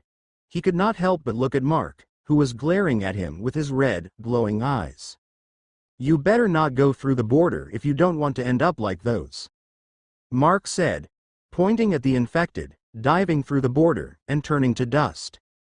As Roan stopped on his feet, the stinging sensation vanished. It happened at the same time that the glow in Mark's eyes dimmed. Roan was about to speak again. He was definitely concerned about Elise. However, Mark beat him to the punch. "Don't worry about her. She's just unconscious. We're here to bring her back to your parents after she ran away. We just got trapped in her because of your younger brother." Roan's eyes turned wide. "How did you know? He's already dead. What are you saying?" In the middle of Roan's sentence, Mark pointed in front. Roan then saw the humanoid floating in front of the cursed tree. Seeing the appearance that was not much different from his and Elise, he could not believe his eyes. But he died after birth. That was what Roan could only say. However, it gave Mark a vague idea about what happened in their family. Else must have died after he and Elise were born. Such a tragic event for a happy occasion. It could be the reason they decided not to tell Felicia and Elise. Roan turned back to Mark. It seemed that they really came just to take his younger sister back. "Who are you two?" he asked. There were no other things for him to do since he could not enter the border. "We came here with Felicia. This younger sister of yours ran away after meeting her." Hearing that, Roan shivered. He was on the verge of tears. These two just mentioned his missing sister's name. It was enough for him to believe them. Thank goodness. She's still alive. Seeing that reaction, Mark and May could not help but smile. Roan was surely a good brother to his siblings. While Roan was in that condition, two more people appeared outside the border. It was a man and a woman. Unexpectedly, with the wave of the woman's hand, the border was torn, and she led the man inside. The appearance of the two made both Roan and Mark surprised. At the same time, Roan had a boiling rage that even the glint of his eyes felt that he could kill. Surprisingly, they were staring at the same person. It was the man that followed the woman into the border. "Jude," Roan murmured. Hearing Roan mutter what seemed to be the name of that man, Mark turned to ask. "You know him?" Roan turned to Mark. His rage did not dissipate even a pint. "Even if the world turned upside down, I'll never forget this man," Roan said with seeing anger. "I don't know if Felicia already told you the reason why she left us." "She already did. That's why we are here," Mark replied. "Then it will be easy to explain." Roan glared at that man called Jude once more. "That is her boyfriend that caused her to leave us." This caused both Mark and May to be surprised. Who would have thought that they would meet that guy? Furthermore, there was one thing that only Mark knew after he laid his eyes on that man. Who would have thought that it was a inheritor that caused all of Felicia's suffering? Being one with Freed, Mark felt that he was partly at fault. Asterisk asterisk asterisk on the other side, the king, Jude, and his queen were also staring at Mark and May. The queen could not help but feel surprised to see demons in his place. Furthermore, they were purebloods. In terms of status, these demons were not that different from her master. She could not help but feel pressured. If those two were the enemies this time, it would be no surprise that Else activated the curse prematurely. The queen looked at Else, who was still in the middle of releasing the curse, then, to Mark and May. I wonder why these two esteemed demons wandered in our territory? The queen asked. Although her words were quite polite, there was irritation in her beautiful face. My queen, what are you? Jude whispered. Shut up for now. The queen cut him off. If we can avoid further conflict, we better do. I don't know why they are not making a move at Else, but if they attacked Else in the middle of releasing the curse, we might not stand a chance once conflict start. It seemed that the queen knew what she was doing. Conversing with the enemy was also a way to stall for time. At that question, Mark smiled. We came to take this girl away, but that guy there had been hindering us. Jude and the queen's eyes fell on Elise. They both had unsightly expressions. After all, Elise was the key to the plans that took years to prepare. There was no way that they could hand her over just like that. Why would you want to take her away? Jude asked. But then, another voice chimed in. Jude, you bastard, first, it was Felicia, now it's Elise. Jude finally noticed Roan. He could not help but frown. To think that there was another troublesome character here. Nevertheless, Roan was outside the border. There was no point in arguing with him when there was no way for him to do anything. Thus, Jude ignored the furious Roan and turned back to Mark, waiting for his answer. I just want to take her back? Is there a need for other reasons? Mark said in a mocking tone. He was definitely trying to rile up the two. Esteemed demon, I don't think that it will do you any better if you take her away. The queen spoke in a threatening but calm manner. Even if you were a pureblood, it would be impossible for you to get out of the barrier without our permission. That is not for you to decide, though.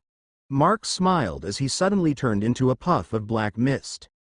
The queen immediately felt a chill as she conjured a red dagger on both of her hands. Clang! Sparks spread as a reddish-black scythe, and the pair of daggers collided with each other. Not bad, Mark said as he appeared in front of the queen. The queen let out a painful voice as Mark suddenly released a ruthless kick on her stomach. Bam! The force from Mark's kick using his blood strengthening caused the queen to crash onto the ground and made a house to collapse. Ilya! Jude shouted in surprise. He glared at Mark and waved his right hand. Mark could not see anything happen. However, he had the urge to dodge. Thus, he did. In his place, invisible blades of wind passed by, tearing the miasma in the surroundings apart. Mark appeared in another place with an understanding look. So, it's that guy. It's no wonder his ability chose a person like you. You two are both womanizers. Jude could not understand what Mark was saying, and he had no notions of understanding its meaning. All he did was wave his hands more, sending dozens of wind blades towards Mark. As Jude did that, he retreated towards the queen, Ilya. Mark frowned. The ability that this guy inherited was one of his banes. His shadow mist movement that allowed him to pass through small gaps in space could be neutralized by this guy. The air was everywhere, after all. He did not know whether this guy's ability reached the level to be able to do that. However, there was no need to know. It was better to eliminate this guy as soon as possible. With a flap of his wings, Mark charged towards Jude. Mark intended to end his life and take his head. Crumble. Clang. Mark's path was blocked by Ilya, and their weapons clashed once more. Ilya! Jude shouted, intending to help her. You moron! Retreat! This demon is after your head. Ilya shouted with great urgency. She did not know why these demons appeared here and seemed to want to kill Jude. However, there was no way that she would let that happen. But then, the thing they were waiting for came. Els opened his eyes, the curse activated, and the ritual finally started. Day 129 to 12:15 p.m. Newton Lake, Veterans Memorial Park, Oakland, Camden County, New Jersey, United States of America. The atmosphere inside the area affected by the cursed tree suddenly became stagnant. Mark could not help but retreat because of the sudden change. It was better to be cautious than to get caught off guard. Mark immediately flew back and hovered in front of May and Elise. He did not know what was happening, but for some reason, he was feeling some sort of danger. He stared at Els, his appearance changed. His hair turned white along with his complexion, fangs grew on his teeth, and his ears became pointed. It was his original appearance as an evil spirit. Aside from Els, the cursed tree behind him started to emit an evil aura that was different from the miasma that already scattered around it. Along with its release, dead evolved fishes and insects that were hiding under the lake started to float. It was as if the lake was alerting everyone of the ominous event that was about to come. Els. Ilya flew towards Els together with Jude. Why did you activate the curse? It's not the proper time yet. My queen, do you really have to ask that? Els replied. For some reason, his conduct was way different from when Mark revealed their plans. That demon there revealed our plans to Elise. Even the idiot Elsa's relationship with their family. It was strange. Els was referring to himself in third person. No, it was like the Els earlier and the Els now were two different people. Hearing Elsa's reply, Ilya understood. The very reason they did not wipe out the settlement in Audubon High School was for this very event. Slowly killing the survivors, pushing them into the corner, and harassing them in every way. It was all for the sake of feeding their despair and other negative emotions to the curse. But the most crucial part of it was Elise. Devils, lesser demons, and evil spirits feed off the negative energies that humans emit. It was the very reason that the weaker evil spirits tend to scare people to absorb their negative emotions. And Elise was exceptional in that regard. Mark also noticed the same thing, and that was why he knocked her unconscious. The more chaotic her mind was, the more negative energies were being released from her emotions.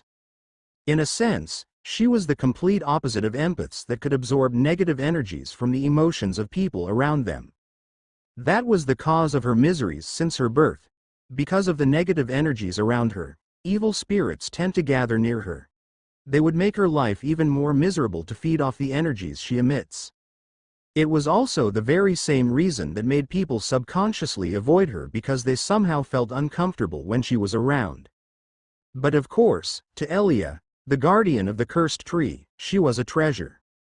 She contributed a whole lot to make Elise's life miserable. That included Jude, who became her partner in crime since 6 years ago. It was when a beam of light fell from the destroyed meteorite and landed on his body, giving him the powers that he had now. All of what happened to Felicia was included in their schemes. When she became neglected and tried to suicide, Elise did not know that she caused the spirit of her brother that was sleeping inside her body to be sucked by the cursed tree. That was when the current Els appeared and became another of her accomplices. Although he still had the fragments of the real Els that would come out from time to time, soon, the boy's spirit would be absorbed by the reborn evil spirit. It would not be long before the curse was completed perfectly. However, the sudden appearance of Mark and his group destroyed the plans they prepared for years. Unfortunately, there was no going back. The curse had already been activated. Ilya just needed to compromise. Crack. Crack. The bark at the center of the trunk of the cursed tree started to peel on its own. For each bark that fell, a surge of red, sinister light would seep out of the gaps. When the bark was peeled off in a circular shape, a demonic magic circle was revealed with swastikas around it. After seeing that magic circle appear, Ilya's eyes lit up. My king, Els. Follow me. What for? Jude complained. He was not feeling well as he stared at the magic circle. else activated the curse prematurely. We need to supplement the remaining mana needed for the ritual. After saying that, Ilya flew towards the magic circle. Else immediately followed without question, while Jude also flew with a bit of hesitation. When they arrived in front of the magic circle, it only when Jude noticed that it was about 3 meters in diameter. It was huge. My king. Put your both hands in that circle, else you on the opposite side. Ilya said, pointing at smaller circles on the left and right side of the magic circle. When the two did that, the magical energy in their bodies automatically circulated. Ilya smiled. The ritual was back on track. Asterisk asterisk asterisk on the other side, Roan was getting restless. Hey, aren't you supposed to be stopping them? Roan shouted at Mark in impatience. It was the most reasonable action. However, Mark was only watching. If this continued, Elise would be subjected to more danger. That was what he could feel. Mark frowned at Roan. Shut up, I want to see what will happen. Roan was taken aback. He started to think if Mark was an idiot or something. Roan became seethed in his emotions. He did not mind if Mark wanted to watch, but he should not make his sister face more danger. Sensing Roan's emotions, Mark sighed. Give her to me. Mark took Elise from May. Then, here, catch. Roan's eyes turned wide as he saw Mark toss Elise towards the border. If this continued, Elise would definitely turn to dust. But then, Mark waved his hand. A surge of black mist touched the border first before Elise. Then, that part of the border suddenly dissolved, allowing Elise to safely pass through. Roan jumped and caught Elise by reflex. Even so, his heart was pounding hard. You. Roan glared at Mark. It looked like he wanted to skin Mark alive. What you were worrying about, right? Mark shrugged. You better bring her away. She's still the target of those guys there. Roan wanted to complain. However, he decided not to. Giving Jude the last killing stare, Roan carried Elise away, jumping from roof to roof. As Mark recalled the surge of miasma, the border returned to normal. He turned back to the three that was supplying magical energy to the magic circle. It seemed that they did not notice him open up the border with ease. Gurgur, should we get ready? May asked. We should, Mark replied with a smile. They seem to be waking up something. Whatever it is, expect something at the level of that flame demon or maybe stronger. Mark then took out 2 things. Keep this just in case. He handed 2 things to May. It was no other than the item he used in clearing the way after being chased by outlaws and the crystal needed to power it. That's the last one I had. I've been keeping that just in case. Remember how I used the last one? May received the items and nodded. Mark and May were preparing. It was then when. Aagahhhh. What is this? Jude's panicked voice echoed loudly. My queen, what is the meaning of this? Even Else seemed to have a problem. When Mark and May turned to look, they saw that Jude and Else were slowly sinking into the trunk of the tree. It seemed that they were powerless to resist. On the other hand, Ilya flapped her wings, watching the two. She had a sinister smile on her face. Sorry, my king. You too, Else. We could have avoided this if the curse was activated properly along with human offerings. But it can't be helped. My master's rebirth needed a soul and a vessel. The 2 of you are the only ones available right now. No, Ilya, didn't you love me? Jude shouted, his eyes wide in disbelief. You really believe that nonsense? Ilya laughed in a lascivious manner. You know what I am, a succubus. I can give love to any men I wanted. But of course, none of them can be compared to my master. Jude could only open his mouth, but no say anything. He could not believe that he had been used as a pawn. He was a king. He could be someone greater in the future. My queen, why? Else said. Being bound to the curse, he knew that he would not be able to escape this. Still, he needed the reason why. No reason, really, Ilya replied. Also don't worry. After your soul fused with my master's, your sister will be his first meal. You and your sister would be together forever. Ha ha ha ha. FCK. You will pay for this. Jude shouted in his last moments. His whole body was swallowed by the cursed tree at the same time as Elsa's. Ilya turned towards Mark and May. My master will be reborn soon. You two are purebloods. My master will surely accept you too if you pledge allegiance. I also like strong people. I can be your woman. Mark shivered. The succubus was giving him some suggestive gestures. He glanced at May. She did not seem to be affected, though inside, she could not wait to tear this demon apart. He patted May's head and snickered at the succubus. Mark knew that she needed to bid for time and decided to talk to them. Well, there was really no need for this since Mark wanted to see things to the end. Nevertheless, he did not mind playing with this woman. No, thank you. Mark then pushed May forward in front of him. You are too sexy, not my type. I prefer some proportioned bodies like my girl here. Gurgur. May blushed. On the other hand, Ilya was definitely embarrassed in a negative way. This was the first time that someone told her something odd like this. Her self-confidence took a hard blow. Furthermore, she was secretly releasing magic to seduce the man in front of her, but it seemed to have no effect. But nevertheless, Ilya could not deny it. The girl in front of her was far too beautiful compared to her. Her eyes alternated at Mark and May. She could not understand how someone with a face like him ensnared this kind of beauty. While alternating her eyes, however, she noticed something. It was as if something was missing. Then, Ilya saw Mark tilt his head with a smile filled with ridicule. You just noticed? That words of his snapped Ilya. Elise, the key piece to the ritual, was missing. Eating Elise would stabilize the rebirth of Ilya's master to his perfect condition.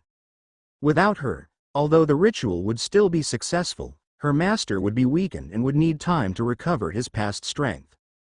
But how? Ilya's eyes stared at Mark widely. There was no place here that Mark and May could hide her without causing chaos among the infected below. Then, Mark stretched his hand, opening a small black hole in front of him. He then took 2 pairs of packed juice and straw, handing May one. She's inside here. If you want to get her, you have to defeat me first. May looked at her Gurgur. He was lying with a straight face. He revealed that he had some sort of space storage. However, it was the best way to cover that Elise was already brought away by Roan. Besides, it would be hard for her to realize that Mark could open the border, or he was able to control another kind of miasma. Ilya was seething in anger. She might not be able to contend against Mark in strength, but Elise was needed to perfect her master's rebirth. Even if she had to lay down her life, she would do everything to take Elise back. The succubus wielded her daggers, ready to charge towards Mark. But then, Ilya, stand down. A deep, chilling voice echoed from the cursed tree.